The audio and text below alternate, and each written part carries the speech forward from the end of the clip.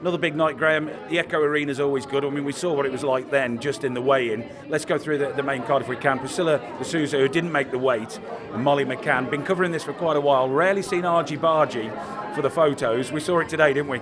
Yeah, Molly's pretty excited for this fight, and I think Priscilla missing weight has proper rubbed Molly up the wrong way, and she's a respectful fighter. She wants people to respect her. When she makes weight, they got to make weight. So she got a bit excited at the weigh-in, and they'll fix that tomorrow. The fight's still going to go ahead.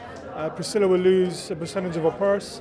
Part of it will go to Molly, and part of it will go to a charity that Molly chooses. So probably expect even bigger fireworks in that fight now than we already did. Yeah, I mean, we saw, as Molly said, she gave us the Cinderella fight, didn't she, the last time round, with all the backstory with her cousin.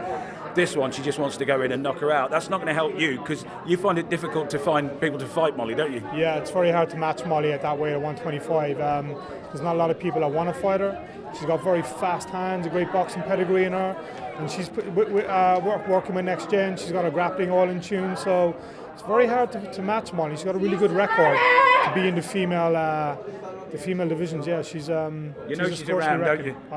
You know she is. Yeah, you can hear her.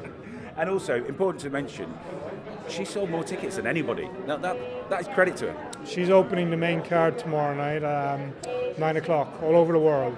And the atmosphere in that arena when she comes out is going to set the tone for the rest of the evening. Yeah. Next fight, Soren back against Martin Stapleton. Now you've got a Viking there against a Royal Marine. Really, that's basically it, isn't it? Yeah. The army against the Viking. That's going to be a very interesting fight, because the winner of that comes closer to becoming a challenger for that 55 belt. So there's a lot on the line for both guys. Soren's had a big win with us in Cage Warriors. Martin has come on, he's gone 1-1. He's looking to leave an impression. You know, he's not far from his hometown over in Manchester. So that fight kind of irons out the 155 division for us next year and what we're going to do. So we'll be close eyes on that. Now, then we've got Victor Cheng against Lee Chadwick. Now, Lee didn't make the weight. Did that surprise you? He's a big guy to get down to championship weight. I think he normally comes in at 185, 186, sorry. So he's got 2 hours to get to championship weight. There's no weight allowances. So if he doesn't make weight, championship weight, then my understanding is, and I believe I'm pretty right there, is that Victor can fight for the belt. The fight goes ahead, Victor can fight for the belt. Should he win, he gets the belt, obviously. Lee, should he win, he doesn't get the belt. So it's a non-title fight for Lee, but it'll be a title fight for Victor because he's made weight. Which is where I believe this fight may play out. But I think he's got 1 pound, 1.12. So in 2 hours, he should be able to make that. He doesn't want to get to this age, does he? And this, if you like, almost last chance saloon to get this belt and not make it because of the weight. Yeah, it's my heart will go out to the guy if there's a science to cutting weight. Sometimes guys just nail it, sometimes guys just mess it up. You don't know, But my heart will go out to the guy if he doesn't make the championship weight and be able to fight for this belt in his hometown, his arena. It's a huge opportunity for him. He's been in Cage Warriors since day dot. He's had over 30-something pro fights. This is the pinnacle of his career before he moves on to bigger things, if he moves on to bigger things. And to lose that and for that to fall down the toilet because of a weight cut, that's tough. That's tough to swallow. And then finally, we heard him come out to cries of fishy, only in Liverpool. Chris Fishgold, and a chance really to take this belt and keep it against Alexander Jakobsen. Yeah, it's a big fight for Chris. He's on a massive win streak. He's a champion. A lot of pressure on his shoulders. Defending in his hometown.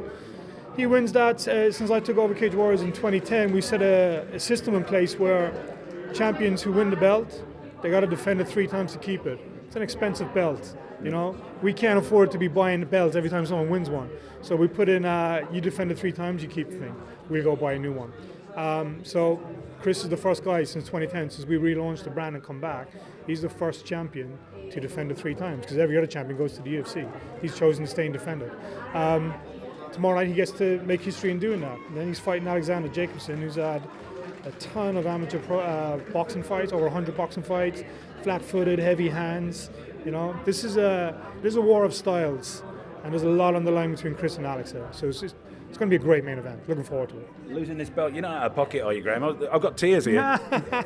Yeah. So the first belt to give away, it's going to be nice to give one of them away. But we got a lot of grief online over these belts, but it just makes them all that more prestigious and valuable when these guys have to defend them, and they have to defend them a number of times to get them, to keep them at home for life, you know. So even though we get a lot of slack over them, like I said, it puts a lot into the belt if you do ever get to keep it, you know. So yeah, so good luck to Chris. Good luck to Chris.